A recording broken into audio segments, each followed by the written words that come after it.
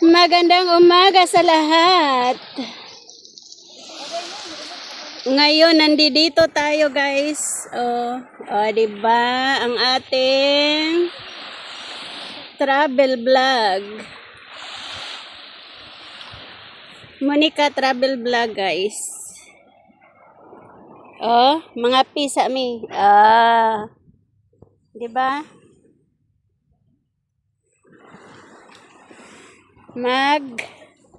Ihaw tayo ng isda guys.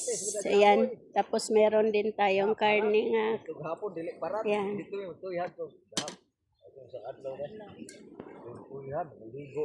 Dito tayo ngayon.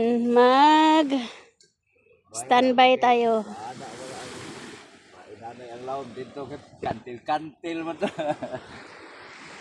Yung dalawang bata guys. Ayan.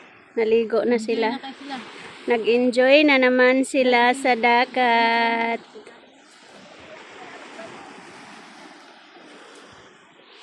Parang uulan doon sa may laot guys. Ang itim doon.